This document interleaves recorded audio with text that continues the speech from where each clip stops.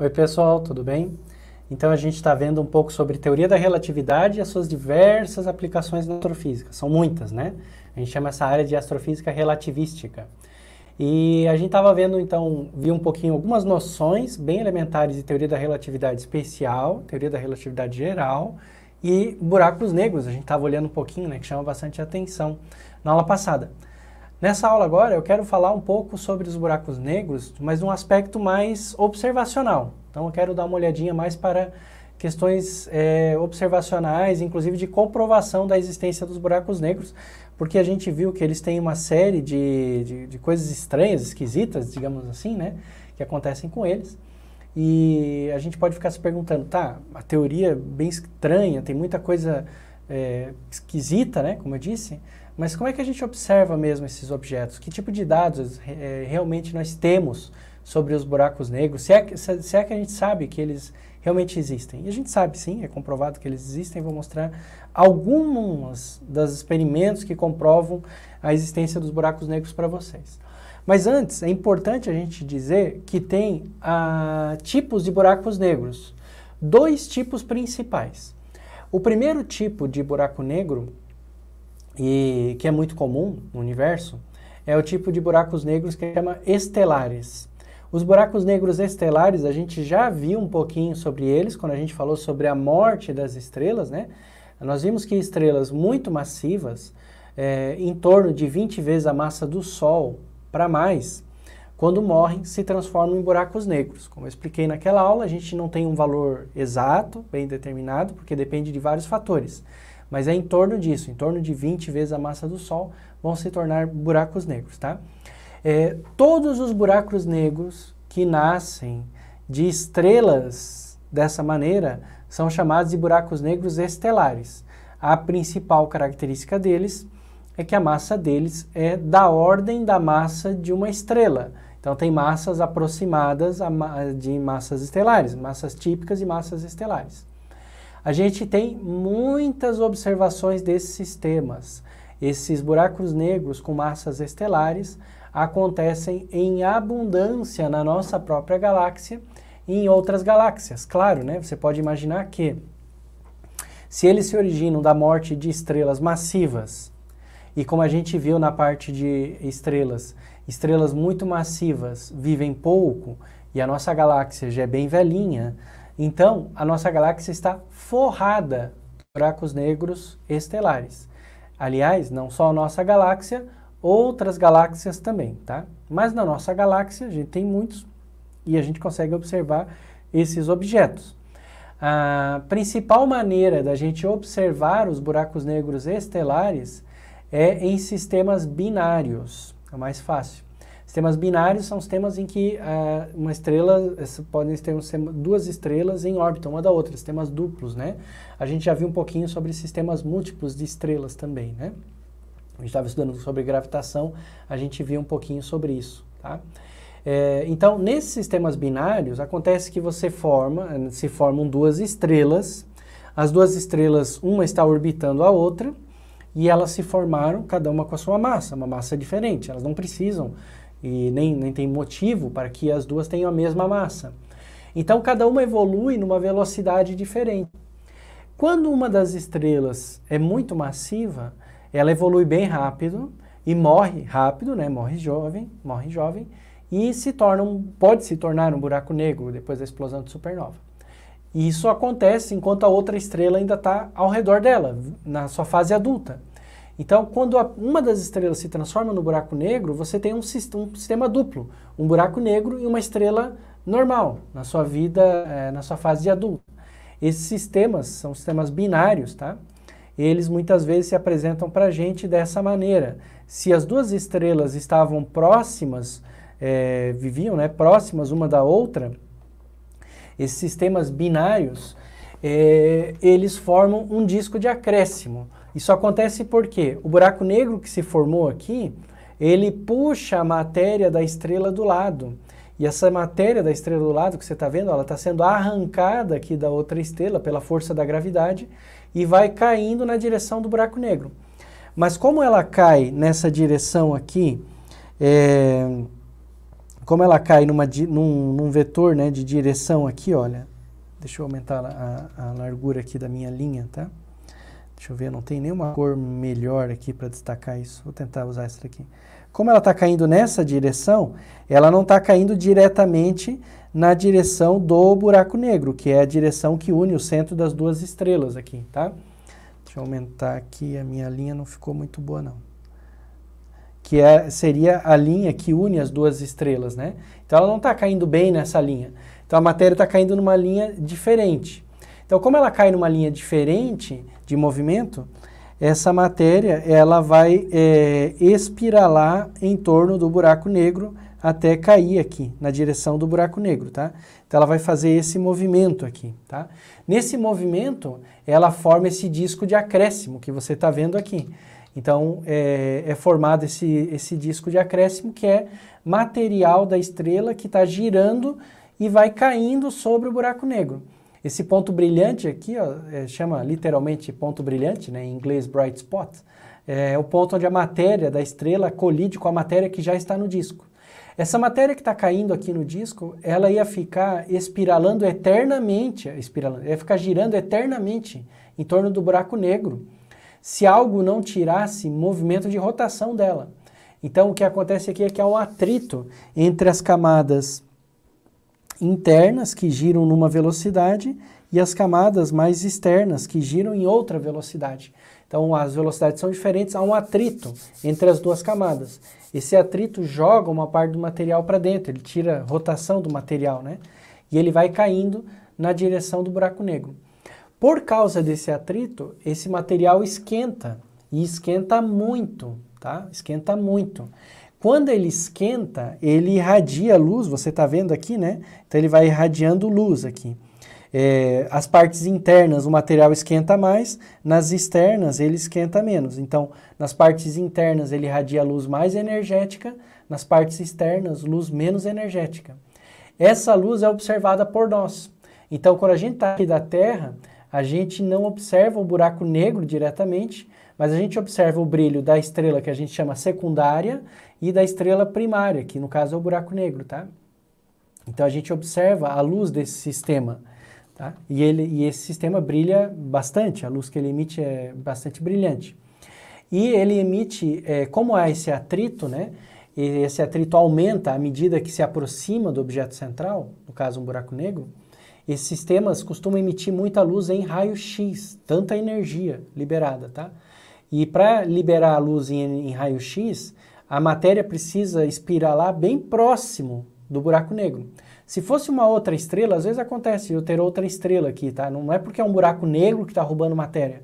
Poderia ser uma anã branca, tem sistemas assim com anãs brancas, se chamam variáveis cataclísmicas. Tem sistemas assim com estrelas de nêutrons. Tem sistemas que são duas estrelas mesmo, tá? Formam o que a gente chama de envelope comum, ela está roubando matéria aqui uma da outra. A matéria está caindo por causa da gravidade. A gravidade existe com ou sem buraco negro, tá? Então não é esse o fator importante. O que é o fator importante é que, como o buraco negro é pequeno, o material espirala até distâncias muito pequenas aqui no centro, tá? Até quase no horizonte de eventos. E nesse processo, então, ele libera grandes quantidades de energia que, como eu disse, são liberadas na faixa do raio-x. Então a gente observa isso daqui, tá? Esses objetos, se você quiser depois dar uma pesquisada por aí, né? Pesquisar no Google, etc., eles foram os primeiros buracos negros que a gente observou. Eles se chamam simplesmente binárias de raio-x, tá? Então, se você pesquisar no Google, você vai achar, procura aí, binárias de raio-x. São os primeiros buracos negros que nós descobrimos. O primeiro buraco negro, inclusive, confirmado dessas binárias de raio-x, né, que a gente pôde ter mais dados, ele, se você quiser pesquisar também, ele se chama Cygnus X1, tá? Cygnus X1. E talvez você conheça o famoso astrofísico brasileiro, o professor João Steiner, tá? Muito famoso, tem cursos dele, né, disponíveis ainda no YouTube, ele já é falecido, mas tem cursos disponíveis dele no YouTube.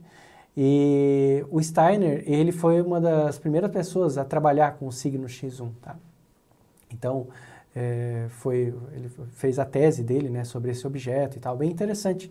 Dá uma pesquisada sobre binários raio-x, signo X1, e o professor, se você não conhece, pode pesquisar aí na internet, o professor João Steiner, tá? Já é falecido, mas tem cursos online de astrofísica dele, se você quiser fazer, estão disponíveis aí no YouTube, tá?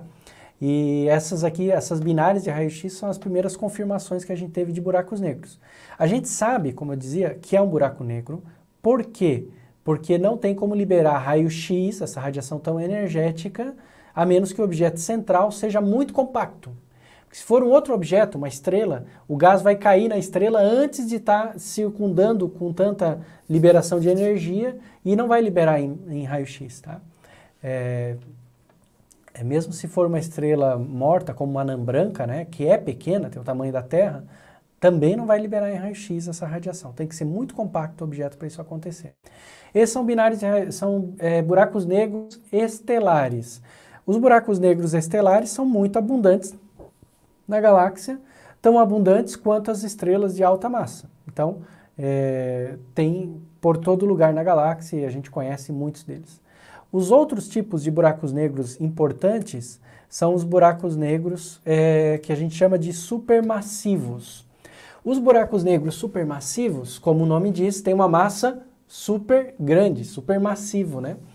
A massa deles é uma massa que pode ter de milhões a bilhões de vezes a massa de uma estrela. Então veja, eles não podem ter se originado de uma única estrela, por isso eles não são chamados de estelares. Esses buracos negros não podem ser originários de uma única estrela porque não tem estrelas com tanta massa. Tá? Você não consegue formar uma estrela com mais do que 150 a 200 vezes a massa do Sol. A gente viu isso na parte do curso lá de formação de estrelas, né? Tem um limite máximo que uma estrela pode ter de massa, tá? Então, se esses buracos negros têm de milhões a bilhões de vezes a massa do Sol, não dá para ter nascido de uma estrela. Eles se formam por outros mecanismos, tá? Essa é uma área ainda em estudo dentro da astrofísica, mas a gente já tem uma visão bem formada sobre isso. Esses buracos negros, eles ocorrem no centro de galáxias, é o lugar onde a gente encontra eles. Isso aqui é uma imagem, uma fotografia verdadeira, tá? Uma galáxia chamada Centaurus A, tá? Essa galáxia, você vê aqui tá o disco da galáxia, bem visível, né? E você vê aqui um jato de gás, tá? As cores aqui indicam temperatura e elementos químicos, tá? Foi observado em várias frequências diferentes essa imagem e feita uma composição de várias fotografias em várias cores. No centro dessa imagem tem um buraco negro, tá? A gente não tá vendo o bichinho aqui, né? Eu botei aqui ele com o meu mouse, né? Mas vamos botar aqui, tem um buraco negro no centro dessa galáxia aqui, tá? No centro dessa imagem. Ele está encoberto por tudo que você está vendo aqui. Mas a gente sabe que esse buraco negro está aí pelo estrago que ele está fazendo na vizinhança, né? Veja que esses jatos aqui, eles percorrem distâncias típicas da distância da galáxia aqui, olha só. O tamanho da galáxia é isso daqui, né? Tá vendo? Isso aqui é o tamanho da galáxia. Olha a extensão que esse jato está percorrendo aqui. Olha só, esse jato está percorrendo uma distância tremenda, né? Então, eles são muito, muito, muito grandes. Para você conseguir, e não é pouco gás, veja que nós conseguimos enxergar isso aqui. Para você lançar esse gás aqui, por uma distância dessa ordem de grandeza, ele precisa ter muita energia, e essa massa toda também tem que ser um sistema com muita energia para lançar isso daqui, tá? Em torno desse buraco negro, lá no centro da galáxia, tem um disco de acréscimo como esse. Só que esse é um disco de acréscimo com dimensões estelares. Aquele buraco negro que você está vendo tem dimensões de galáxias, tá? Desculpa, a massa dele, né, tem dimensões, né, enorme, né, milhões de vezes a massa de uma estrela. Então, esse buraco negro aqui, olha, a massa estimada dele é de 55 milhões de vezes a massa do Sol, tá? Por isso eles são chamados de supermassivos, esses buracos negros. A gente observa esses sistemas em todo o universo. A gente conhece muitos sistemas assim, tá? E quando a gente for falar de galáxias, a gente vai falar mais, mas você talvez já tenha ouvido falar de um termo chamado... Opa, aqui minha setinha não tá valendo, né? talvez você já tenha ouvido falar desse termo aqui, ó, quasar, tá? Quasar são galáxias que têm buracos negros no centro e tem discos de acréscimo em volta desses buracos negros. Quando a gente falar de galáxias, eu vou falar mais sobre os quasares, tá? Então, não vou aprofundar muito aqui agora. Mas talvez você já tenha ouvido falar do termo e eu queria aproveitar e adiantar um pouquinho. Mas esses buracos negros supermassivos, como eu dizia, acontecem no centro de galáxias. E como é que eles se formam? Quando a gente for estudar galáxias, mais para frente no nosso curso, a gente vai falar bastante sobre colisões de galáxias. Galáxias colidem e se fundem o tempo todo. Então, a teoria mais aceita para esses buracos negros supermassivos é que eles vão crescendo com o tempo.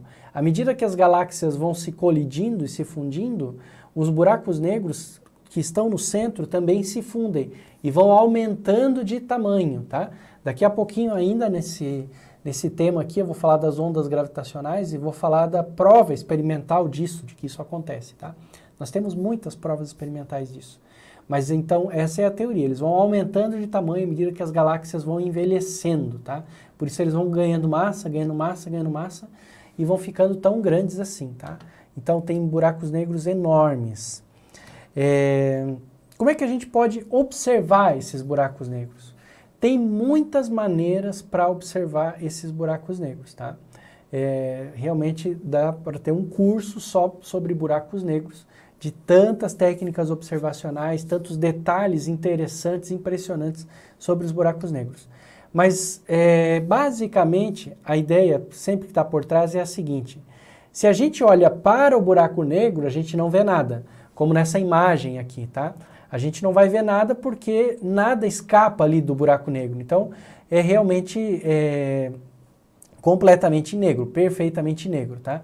E eu não consigo ver nada saindo dali. Eu só consigo observar um buraco negro através dos efeitos que ele faz na vizinhança dele. E aí sim, então, por exemplo, aquele disco de acréscimo, né, é um efeito que ele faz no gás na vizinhança dele. Então eu vejo a luz de raio-x que é gerada, eu sei que não tem como eu esquentar o material a ponto de emitir raio-x, a menos que ele gire numa região muito pequenininha, muito compacta, para poder emitir raio-x. Esse é um efeito, tá? Então, um disco de acréscimo ele vai emitir luz e é um efeito. Buracos negros formam esse disco de acréscimo e por causa desse acréscimo aqui, existe toda essa rotação aqui em torno do buraco negro, né? Nesse processo de rotação, o gás, lembra, esse gás é um plasma. Então, esse plasma, esse gás, ele está com intensas linhas de campo magnético aqui, tá? Isso forma um sistema muito complexo de campos magnéticos aqui, que fazem o material ser arrastado para fora do buraco negro. Então, o material é jogado, literalmente lançado para fora do buraco negro, na forma de jatos. Porque tem campos magnéticos, porque o material tá eletrizado, em movimento, gera campos magnéticos, mas ele está girando, isso gera campos magnéticos aqui que se distorcem, e eles funcionam como, você pode pensar quase como armas, espingardas, né? Para atirar aqui o material para o espaço. Então você vê que esses jatos, aqui tem uma representação artística, não é uma fotografia, mas os jatos dos buracos negros são coisas que a gente vê bastante, tá? Então, seja pelo disco de acréscimo, seja pelos jatos, a gente vê os efeitos. A gente pode ver, às vezes, o efeito do buraco negro distorcendo a luz na vizinhança dele, né? Lembra que lá na relatividade geral, a gente estava falando um pouquinho sobre a curvatura da luz, né? Se eu tenho um objeto, no caso, né, um buraco negro, esse buraco negro, e eu tiver uma fonte de luz aqui atrás, né? Essa fonte de luz, ela iria, deixa eu só desmarcar aqui, essa fonte de luz, se ela emite luz, aqui não está muito visível, né? Vamos pegar a luz em vermelho, então, para ficar mais visível um pouquinho. Se essa fonte de luz emitir um feixe de luz, esse feixe de luz deveria passar reto, assim, né? Só que a gravidade do buraco negro vai curvar esse feixe de luz e ela vai ser direcionada para cá. Isso forma uma lente gravitacional. Então, se a gente estiver observando o nosso buraco negro aqui, né? O que a gente vai ver? Vai ver efeitos de lente gravitacional. Como é que eu enxergo a lente gravitacional? Assim, ó. Os objetos do fundo sofrem distorção na imagem deles. E a gente percebe esses efeitos de distorção, tá? Isso daqui é uma ilustração, não é uma lente gravitacional verdadeira, mas a gente observa isso aqui direto, essas lentes gravitacionais, tá? Pelo universo. Então, a gente pode observar por efeitos secundários. A gente nunca observa um buraco negro por observar ele diretamente, tá? Isso não dá para fazer. Uma forma muito legal, muito bonita de observar um buraco negro também é pelos efeitos que ele causa nas órbitas dos objetos em volta dele. A nossa galáxia, no centro dela, tem um buraco negro que se chama Sagitários A Estrela. O Sagitários A Estrela está no centro da nossa galáxia, no centro da Via Láctea, e ele tem uma massa de 4 milhões de vezes a massa do Sol. Tem buracos negros supermassivos muito maiores do que isso. Eu acabei de mostrar, né, Centauros, para vocês, que tinha massa de 55 milhões de vezes a massa do Sol, tá? Mas o nosso tem 4 milhões, mesmo assim não é pouca coisa. E o nosso buraco negro lá no centro da galáxia, ele em volta dele tem estrelas. E algumas dessas estrelas estão numa órbita bem próxima dele, então passam bem perto do buraco negro, tá? Os astrofísicos conseguiram apontar o telescópio para o centro da galáxia e observar essas órbitas, observar as estrelas se movimentando. Eu vou mostrar um vídeo do movimento dessas estrelas, um vídeo real do movimento dessas estrelas para vocês verem, tá? Foi desafiador fazer essa medida, porque no centro da nossa galáxia tem muita poeira, muito gás e muitas estrelas. Então, ter um telescópio que consiga enxergar através de todo esse material é muito complicado. A gente precisou observar em comprimentos de onda de infravermelho, precisou fazer uma análise muito delicada dos dados para ter essa imagem. Mas se conseguiu. Deixa eu mostrar aqui para vocês, olha só. Esse vídeo, o que você está vendo aqui, ó, deixa eu parar um pouquinho. Tudo que você está vendo nesse vídeo são imagens verdadeiras, tá? São fotografias e cada bolinha dessa que você está vendo é uma estrela, tá? A gente não consegue ver o tamanho das estrelas. As bolinhas maiores e menores é só porque é mais brilhante ou menos brilhante a estrela, tá?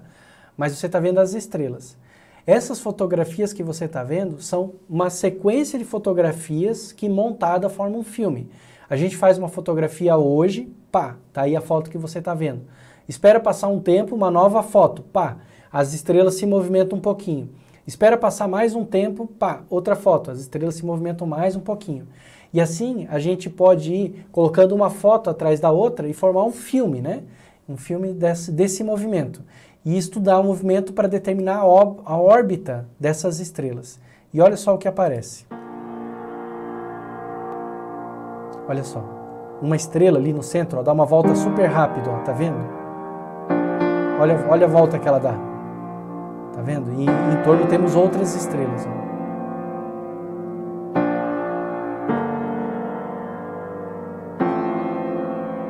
A gente agora faz o seguinte, pega essa fotografia e estuda com detalhes o movimento e vai criar no computador um modelo dessas órbitas, a partir desses dados, dessas fotografias.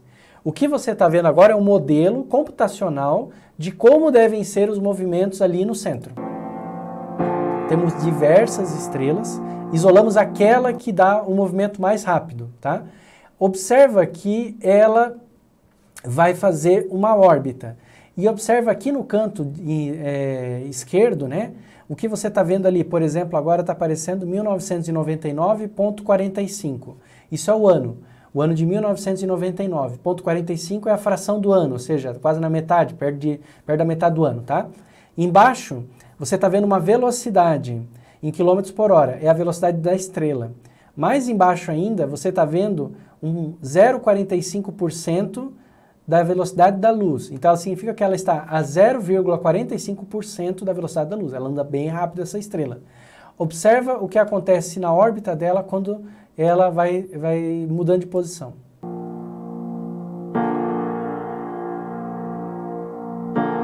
Ela diminui a velocidade, depois ela vai bem mais devagar. Ó, 2012, tá vendo o ano? 2012, 16, em 2018 ela passou de novo com alta velocidade, 2021, Agora, volta aqui, ó. As medidas, gente, dessa órbita começaram, vamos ver o ano que começou, o pessoal começou a observar isso aqui, ó. 2005, 2001, 1998, né? Opa, aqui vai começar. Os primeiros dados são de 1997. Eles esperaram aqui, olha, quase 10 anos para ter uma órbita completa da estrela. E depois, com o passar do tempo, puderam pegar outras órbitas completas. Tá? São mais de 10 anos para você observar uma órbita completa. Com esse movimento, os astrofísicos que mediram esse movimento, eles provaram duas coisas, né?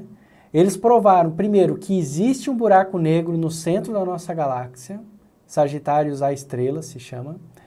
Eles mediram a massa desse buraco negro e foi uma prova direta da existência de buracos negros supermassivos, que até então a gente só tinha provas indiretas pelos efeitos que eles causam na vizinhança, né? Do disco de acréscimo, do jato, etc. Isso daqui é uma prova direta por quê? Porque não tem como uma estrela girar com essa velocidade em torno do nada, se esse nada não for um buraco negro. Aqui, né, foi colocado um pontinho brilhante embaixo para representar o buraco negro, mas ele não está ali, tá? Ele não está ali. O que a gente tem é essa estrela girando em torno do nada, gente. Ela dá uma volta em torno do vazio. Não tem nada ali naquela imagem, tá? Não tem como você ter, pela velocidade, a gente calcula a massa. Tem que ter um objeto de 4 milhões de vezes a massa do Sol. Não tem como você ter estrelas com massa somada de 4 milhões, ou uma estrela só de 4 milhões, sem ela brilhar absurdamente. Se a gente não está vendo nada, a única explicação possível, não existe outra na física, é um buraco negro naquela posição, tá? A gente não está vendo. Talvez você esteja se perguntando, e o disco de acréscimo? Não tem disco de acréscimo nesse buraco negro, porque para ter disco de acréscimo precisa ter material caindo no buraco negro. Não tem material caindo ali. Está só o buraco negro e a estrela está girando em volta. Se a estrela se aproximar muito, ela pode até ser destruída e devorada, né, e formar um disco de acréscimo. Isso acontece de vez em quando, mas não é o caso, tá? Então, foi uma tremenda prova experimental dos buracos negros, e por essa prova experimental, os cientistas que fizeram essa descoberta ganharam o Prêmio Nobel de Física, tá? E em 2020, aqui você tem, olha só, na esquerda, Roger Penrose. O Roger Penrose é um astrofísico, um físico famoso pela teoria de buracos negros, tá? Então ele não participou desse trabalho experimental aqui, mas ele foi premiado junto, né, porque ele fez uma série de previsões teóricas sobre buracos negros, que sem as quais os dois cientistas do lado jamais teriam conseguido provar, né, a existência dos buracos negros experimentalmente, tá? Então tem ali o Geinhard, né? Eu acho que estou pronunciando certo o nome dele, e Andrea Ghez, tá? E os dois, do lado direito, fizeram as observações, né? São grupos aqui, né? Independentes, fizeram as observações dos buracos negros, tá? Então eles ganharam o Reinhardt, acho que é Reinhardt, isso. Aqui está a Andrea, né? E o Reinhardt, tá? Pela descoberta aqui experimental dos buracos negros. Então ganharam o Prêmio Nobel de Física em 2020. Então é impressionante isso daqui, né? É emocionante, né? Toda vez que eu vejo esse vídeo aqui da órbita dos buracos negros, eu fico impressionado com isso aqui mesmo.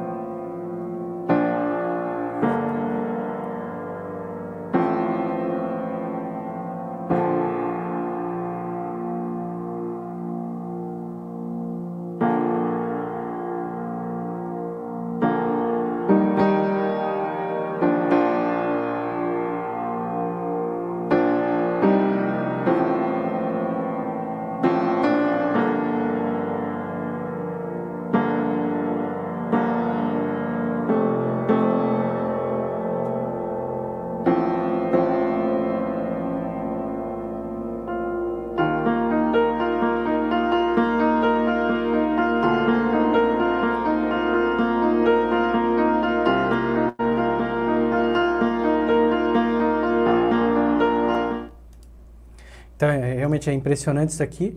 E como eu disse, a gente tem várias provas experimentais, né, da existência de buracos negros. Essa daqui é uma muito impressionante, mas temos várias outras. Uma outra prova experimental muito interessante que a gente obteve foi uma imagem do disco. Esse disco de acréscimo que acontece em torno dos buracos negros, ele é muito pequeno, porque o buraco negro é muito pequeno. Então, normalmente, a gente não poderia ver esse disco de acréscimo, tá? A gente só pode ver a luz total que ele emite. Então, a gente recebe o brilho, mas a gente não consegue ver os detalhes do disco porque ele é muito pequenininho, tá? Não daria para ver. Mas, foi feito um experimento, tá? Você deve ter visto essa imagem aqui, tá? Pelo telescópio chamado EHT. Na verdade não é um telescópio, é um consórcio de radiotelescópios, vários radiotelescópios espalhados pelo mundo. Eles conseguiram fazer a imagem desse disco, tá? A primeira imagem foi feita em 2019, era de um buraco negro que está no centro de uma galáxia chamada M87, e eles também conseguiram fazer a imagem do Sagitários A Estrela, do disco, né, que está em torno do nosso buraco negro da nossa galáxia. Como eu falei, lá em torno do buraco negro mesmo não tem, mas em volta, numa distância mais distante, você tem um disco, tá? Então eles conseguiram fazer a imagem disso, tá? Essa imagem importante, do disco, não do buraco negro. O buraco negro está aqui no centro, a gente não está vendo ele, e está bem no centro. O disco que está aparecendo para a gente são regiões bem mais externas, tá? A gente consegue ver a imagem do disco, né, que esse buraco negro formaria. E esse disco é um disco que tem essa cara aqui, talvez você tenha visto o filme Interstellar, né? Interstellar. O disco fica com essa cara aqui por causa da lente gravitacional. O que acontece? Alguém que esteja observando, né, o disco daqui, vai ver o quê? A luz desse disco, que está aqui atrás, ela sairia para cima, né? Mas como tem um buraco negro, ela vai ser curvada. Então ela vem aqui na direção do observador. Então ela fica aparecendo levantada para a gente aqui, ó. Isso que você está vendo é a parte de trás do disco, tá? A parte de trás do disco que, por causa de um efeito de lente gravitacional, aparece, né? E vem para a gente aqui, aparece assim, tá? Mas isso aqui é a parte de trás. Isso daqui é a parte de trás de baixo do disco, que está lá atrás, lá do outro lado, mas ela é curvada também e acaba aparecendo assim. Então, quando a gente olha um buraco negro de lado, a gente vê ele como se ele se abrisse, a gente vê o fundo, tá? Então, se você for ver um objeto girando, no filme Interestelar dá para ver isso. O objeto faz essa órbita e parece que ele sobe. Não é que ele está subindo, não é que ele está subindo, é que ele está girando, né, por trás do buraco negro. E aí as ondas, a distorção, né, da gravidade faz com que o feixe de luz venha para a gente, mas ele na verdade está fazendo esse movimento aqui, tá? Mesma coisa ali embaixo. Então, isso foi possível imaginar, né, pela primeira vez, fazer uma imagem desse disco com o EHT em 2019. Foi um tremendo resultado observacional, tá? Poder imaginar o disco. De novo, é indireto, não é o buraco negro. A gente nunca observa o buraco negro, tá bom? Bom, a gente vai ficar por aqui e depois na próxima aula, então, de astrofísica relativística, eu falo das ondas gravitacionais para vocês, que é um outro aspecto muito importante da teoria da relatividade aplicada à astrofísica. Um abraço, pessoal!